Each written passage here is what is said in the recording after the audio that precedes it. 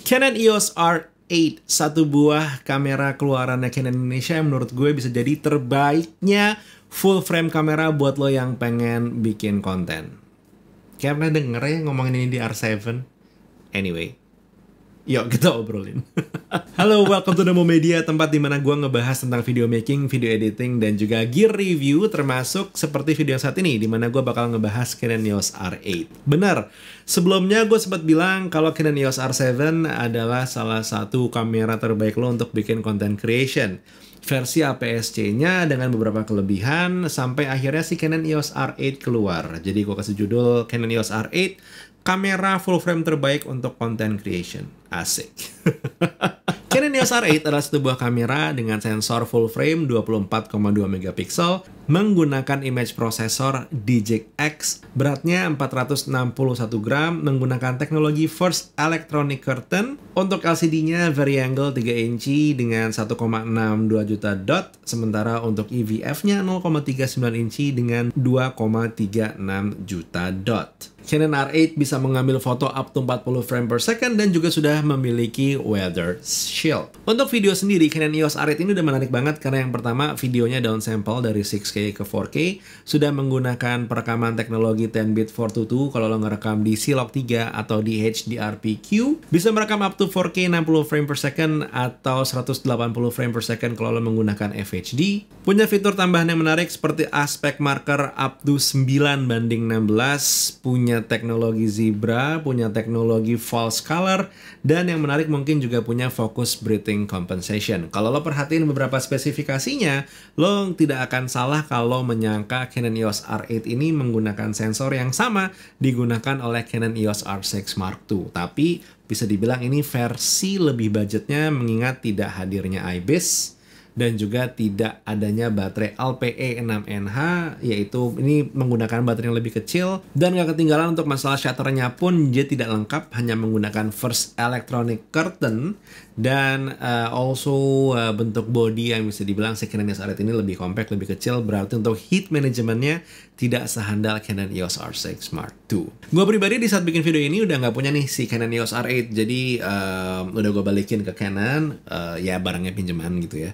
Jadi gue cuma bercerita aja berdasarkan experience gue selama kurang lebih 1,5 minggu. Nah, ada whole in-depth review, lebih kayak semacam sharing experience aja dulu kali ya. Yang pertama, gue menggunakan R8 ini berpadu dengan lensa RF35 18IS, dan ini adalah satu buah setup yang sangat menyenangkan karena buat ngambil shot seperti ini jatuhnya juga masih oke, buat ngambil detail barang juga masih oke. Gue bawa keluar jalan-jalan juga device ini enak banget karena emang pada kenyataannya adalah di saat lo lagi pengen liputan keluar atau mungkin lo pengen ngambil foto keluar, street photography atau apalah, nggak pengen yang ribet-ribet, lo pengen punya setup yang compact dan juga ringan. Dan Canon EOS R8 memenuhi semua itu, berpadu dengan 3518, it is really nice. Mungkin pertanyaannya adalah kalau lo bawa keluar buat liputan fake terus lo nge-shot gitu ya, kalau misalkan tidak ada IS di bodinya gimana? Untungnya adalah banyak banget lensa-lensa RF yang keluar sekarang itu memiliki image stabilization di lensanya, jadi itu aman. Dan kalaupun lo perlu ekstra stabilisasi, lo bisa menggunakan stabilization yang enhanced yang ada di Canon EOS R8. Untuk masalah daya, baterainya emang kecil nih, si LPE17 dibandingkan dengan LPE6 atau LPE6NH. Memang kalau lo pengen menggunakan untuk content creation, either lo perlu 2 atau 3 buah baterai, atau lo bisa menggunakannya sambil nyolok karena emang si Canon EOS R8 ini juga udah support power delivery. Untuk masalah overheat sendiri, gue ngalamin sekali. Jadi ngerekam di 4K 60 frame per second dan itu memerlukan waktu kayak sekitar 30 menit sampai akhirnya tiba-tiba si Canon EOS R8-nya ini mengalami overheat. Tapi itu di mode 4K 60 frame per second. Untuk yang bertanya-tanya masalah dynamic range dari si Canon EOS R8 sendiri, gue hanya ingin menjawab mungkin di penggunaan video aja.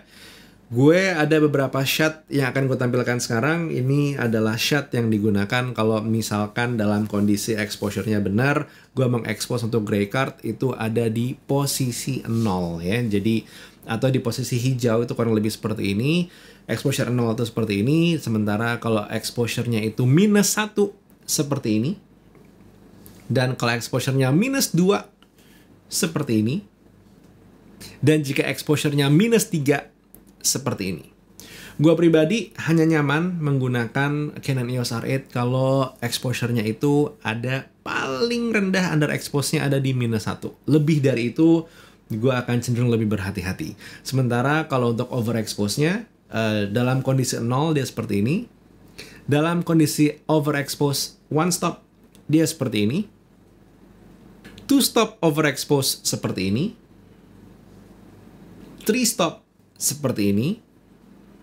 4 stop seperti ini.